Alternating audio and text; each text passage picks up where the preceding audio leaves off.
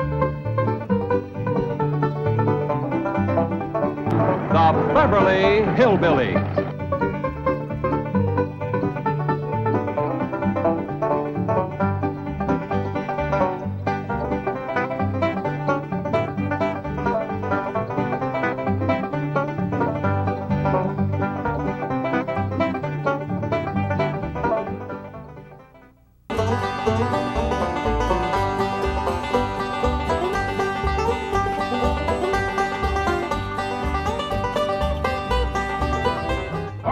Jethro, tell us exactly what happened with Miss Drysdale. Well, I come around the side of the house, and I see this here lady fighting with a furry-looking varmint. Turned out it was Miss Drysdale. No, Uncle Jed, it was a fox. Lady was Miss Drysdale. Oh, yeah. So I grabs up the shotgun, and I says, "Step aside, lady, and I'll shoot it." Well, instead of that, she whipped around and throwed that thing in the air. Well, I shot it on the fly with both barrels. Blew my wife's fox fur to shreds. I wonder if she fainted dead away. I caught her just in time. The chauffeur had to help me get her into the car. She was out like a light. She was stewed to the gills. You said it took 2 men to get her back in the car. You know, Jethro, could be that there fox was Miss Drysdale's pet. Why in tarnation would she want a sneaky old fox for a pet? 'Cause them kind of people are liable to do anything. What kind of people? Ask your pa. Well, I reckon I can't protect you from the ugly side of life forever. You see, Miss Drysdale is what city folks calls what was her husband called it, Granny? Hypochondriac. Yeah. That means she drinks a little. A little. Her own husband said her bedroom was full of bottles.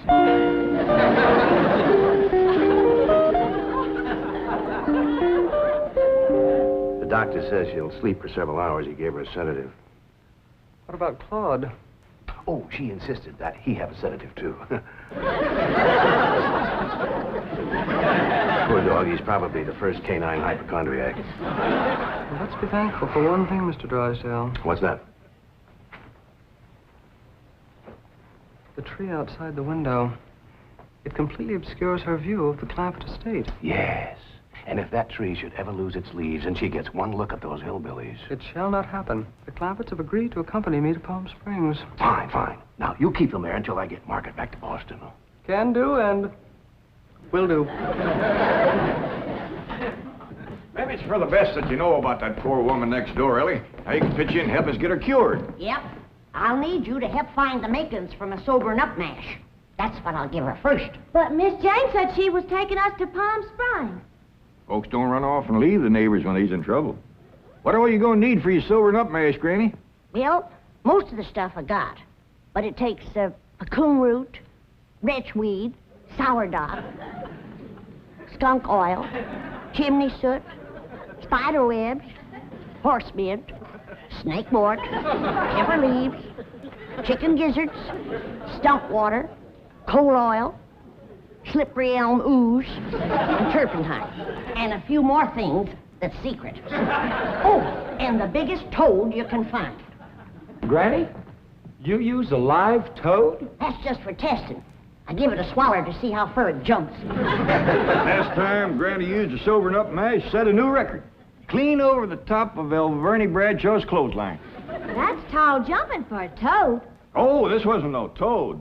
This was Elverny's husband, Homer. It was him Granny was sobering up. Wellie, if you're going out in the brush hunting stuff for Granny, you'd best put on some old clothes. Okay, Pop. Well, let's get it going.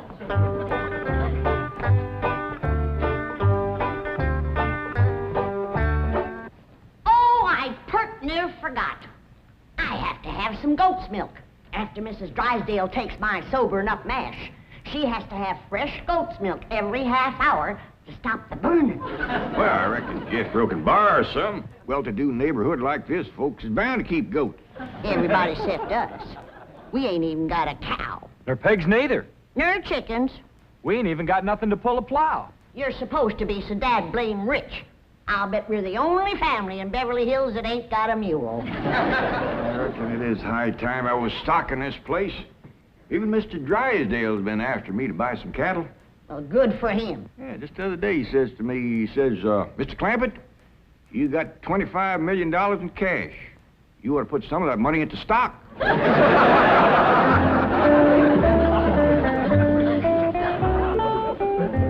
Well, we better get busy now if we're going to find... There goes that music again. Jethro, did you ever find out where that's coming from? No, sir, I didn't. Every time I went to looking for it, somebody always come to the door. This time I'm gonna find it for sure. Yeah, good hunting. Me and Granny will be figuring out what stock to buy.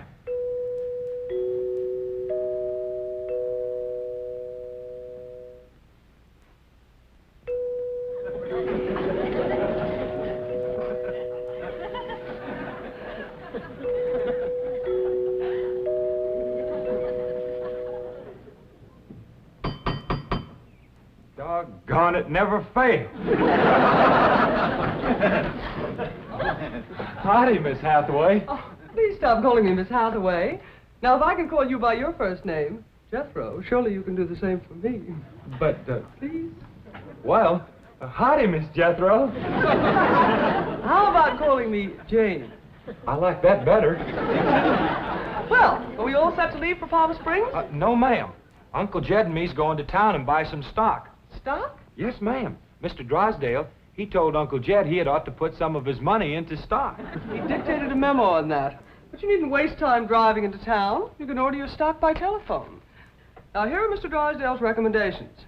He doesn't want your Uncle Jed to get a bum steer. Oh, Uncle Jed, he wouldn't buy no bum steer. They should be cautious in a bull market. You gotta be careful with cows, too. Jethro, you have the most delightfully bucolic sense of humor. Now then, would you like to ride to Palm Springs with me, or would you prefer to drive and meet me there? Jethro? Oh, yes, ma'am. Would you like to drive your own car? Oh, yes, ma'am. I like to drive. Very well. I have typed out explicit directions. I've even drawn a map showing the exact location of the hotel. They have a lovely pool, and... Jethro. Oh, yes, ma'am. I'm taking a bikini to Palm Springs. Is that faster than a train? Jethro, you dear naive boy. You shall see when we go swimming. You Tarzan. Me Jane. No, ma'am. I'm Jethro Bodine. I almost hate to see you change. I ain't gonna change. Oh, yes, you will. Under my tutelage, you will become an educated man of letters. Someday, I shall introduce you as Jethro Bodine. B.A., M.A., Ph.D.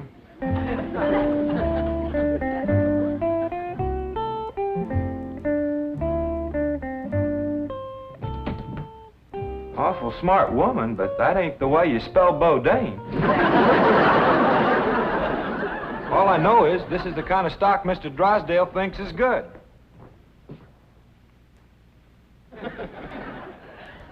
What does that say?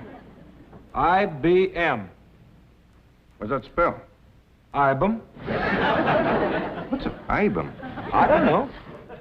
Next it's got, Us's. Us's? Well, that's what's wrote there.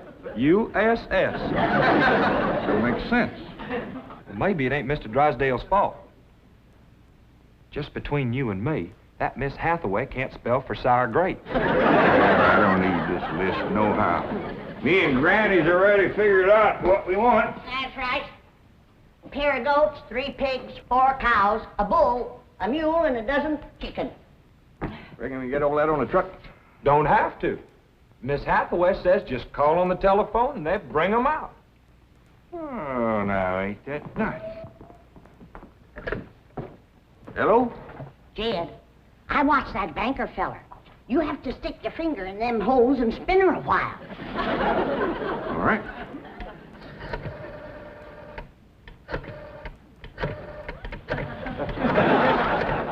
Reckon that ought to do it.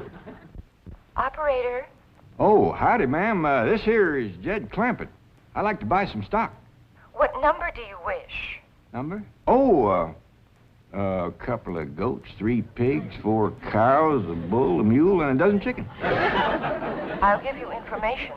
Well, thank you, ma'am. I appreciate all the information you can give me. It's the first time I ever bought stock on the telephone. Perhaps I'd better connect you with a supervisor. 2 heads is better than 1. Supervisor speaking. May I help you? Well, thank you, ma'am. This here is Jed Clampett. I'd like to buy some stock. Do you know the number you wish to reach? Well, that's more or less up to the animals. But the number I want to start with is a couple of goats, 3 pigs, 4 cows, a bull, a mule, and a dozen chickens.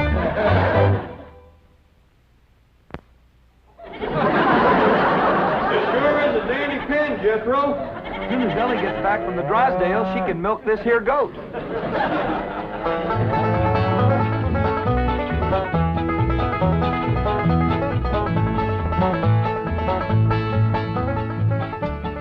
Mr. Drysdale sure has got a nice house, ain't he, Granny? Yep. Nice house, nice car, nice job. But the evil of drink has sure laid a heavy hand on his heart. Never forget, Ellie, drinking is a curse. You take a drink now and then, Granny. Never more than a thimbleful.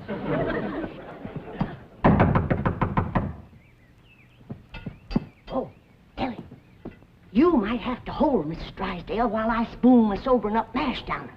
I'll throw a double scissors and an arm lock on her. Just so you don't cut off her wind if she can't breathe. Yes? Howdy.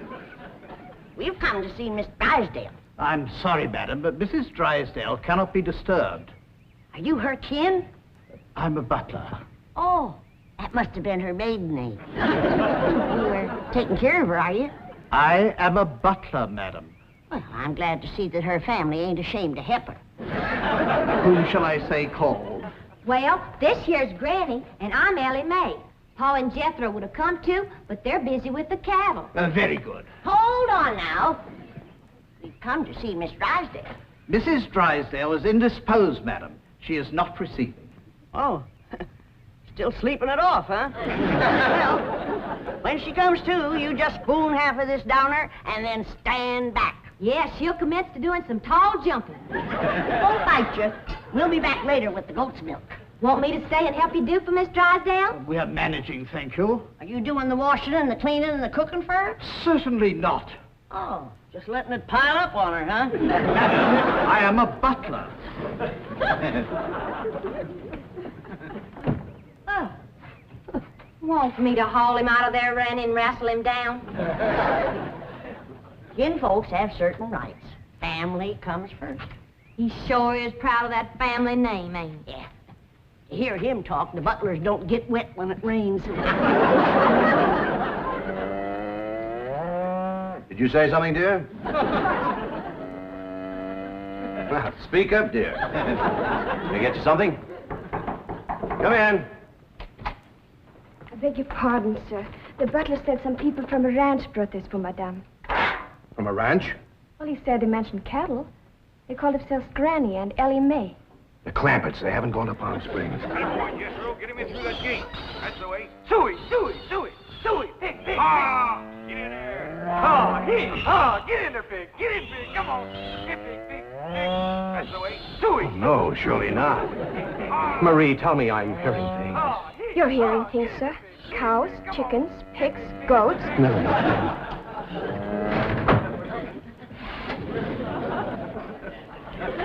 Anything I can do, sir? Pray, Marie. Pray.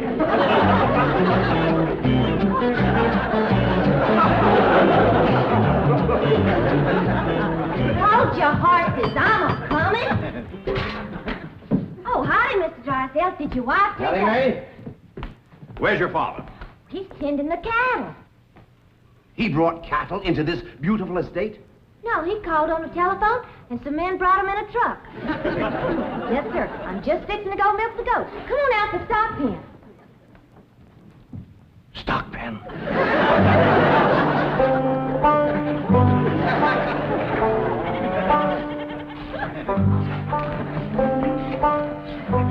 Yes, sir, Mr. Drysdale. I finally took your advice and put some of my money into stock. How's that goat milk, Ellie? Just fine, Pa. He sure is a dandy pen, Mr. Drysdale. Yeah, good stout fence around outside. Of course, that one across the middle ain't so much. Bulls already jumped it twice, and it ain't even mating season.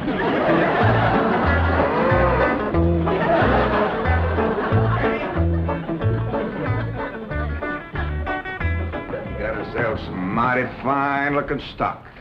Of course, they need a little fattening up. Mr. Drysdale happy to see him? Granny, he was so happy he couldn't talk. He just kind of hung on a fence and made little gurgling noises in his throat. Well, that poor man has some joy coming to him. I'm glad to be able to help him to forget his trouble for a spell. Here's the goat's milk, Granny. Oh, good, Ellie. Now, you run that right over to Mrs. Drysdale. That sobering up mess smarts considerable unless you follow it up with fresh goat's milk. Ellie, Mr. Drysdale ever find his tongue? Yeah, Pa. Whilst I was milking the goat, I heard him kind of mumbling like he was giving thanks. He says, "Oh, what have I done to deserve this?" Lord love him. Ain't that pitiful? Hurry, child, now hurry. You know, Granny, it gives a person a mighty good feeling to help a neighbor. You betcha. And he needs us, because his wife's kin ain't no help. Who's that? That high and mighty Mr. Butler. That's who came to the door when Ellie and me took the mash over. Wouldn't let us see Miss Drysdale. Well, now, you can't hardly blame him for not wanting folks to see it. Uncle Jed, the bull jumped that little fence again, so I tied him back over on his side.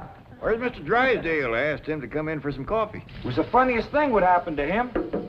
You know how he was hanging on the fence of the stock pen, kind of gurgling and mumbling happy-like? Yeah.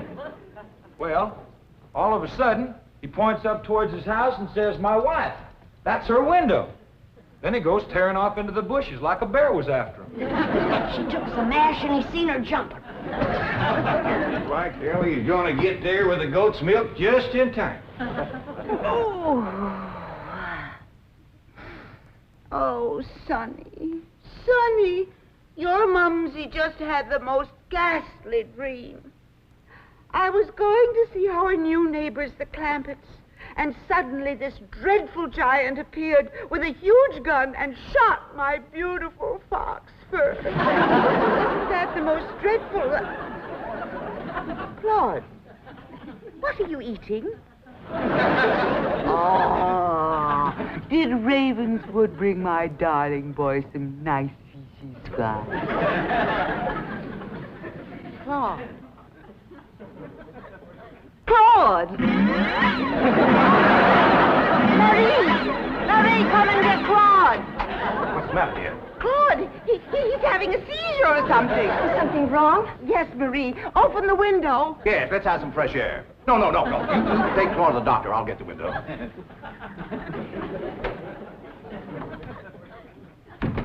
Well, darling, how do you feel? Dreadful. My nerves are shattered. Open the window, dear. Well, it might not be good for you, Margaret. Oh, don't be silly, Milburn. I need oxygen.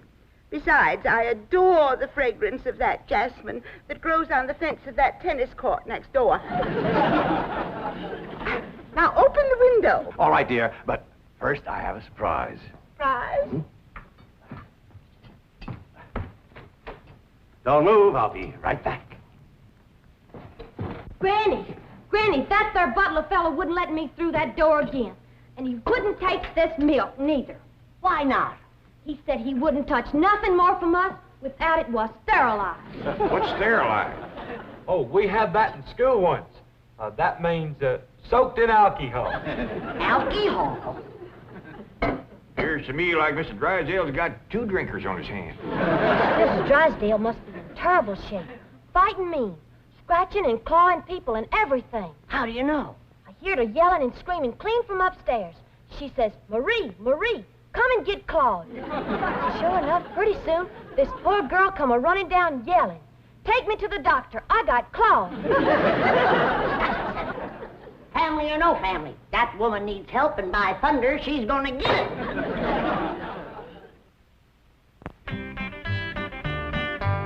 Surprise! Surprise!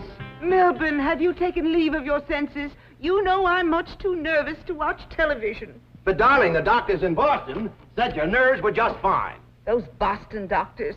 They had the audacity to tell me that I was perfectly healthy. I said, I'm not paying you all that money to tell me I'm healthy.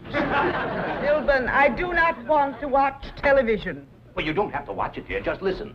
There's an exciting Western on. Western? Milburn, shut that off and open the window. I will. Oh, there we are.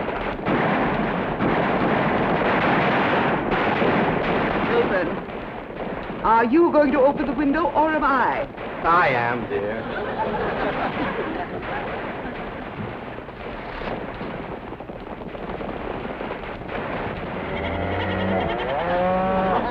There, you see, the cattlemen and the sheepmen are fighting it out. Well, if you won't turn it off, I will. Oh, dear, I do admit that's a very old plot, but I'm sure we can get something better.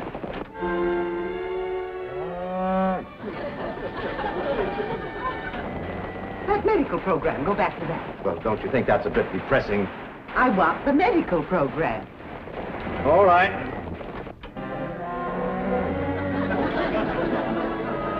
Wilbur, I still hear the cattle and the goats. Yes, you see, this is the latest thing in television program. A medical western.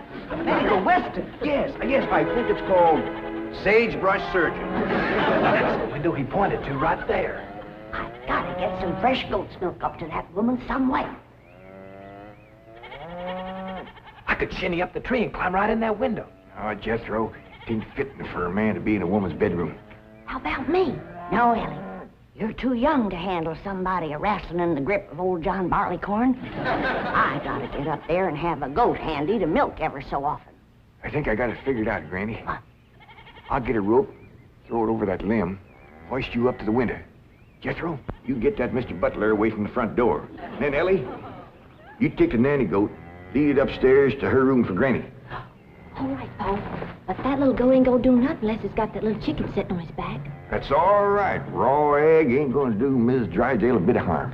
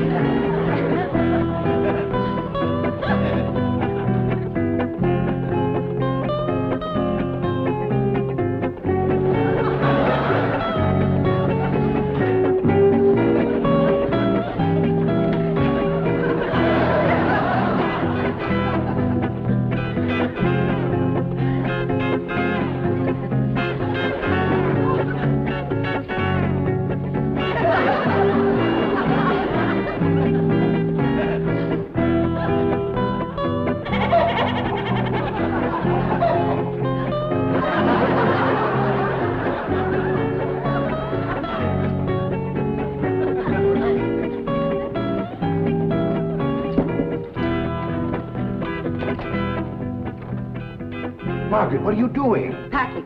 I'm leaving immediately. Oh, don't leave me. I love you. I love you too, Milburn. Why don't you come to Boston with me? You haven't seen Sonny for a long time. I don't understand. Why have you suddenly decided to go back to Boston? To see those doctors. Let them dare to tell me now I don't have a nervous condition. I'm even having hallucinations. It's wonderful. Hallucinations? I just saw a witch fly by that window, and there's a goat in the bathtub with a chicken riding on its back. Oh, you couldn't see them, dear. Only someone with my shattered nervous system. There goes the witch again. Oh, Milburn, I'm the happiest woman in the world. It's marvelous. Wait until those doctors hear this. Can't get in the attic and she won't open the window. Heist me up again. Here, Milburn. Let's have a vitamin toast to my coming triumph.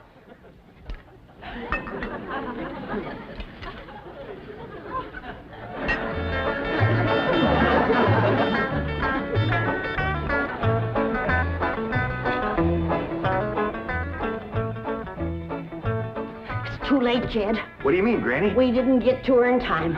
Now she's got her husband on the stuff.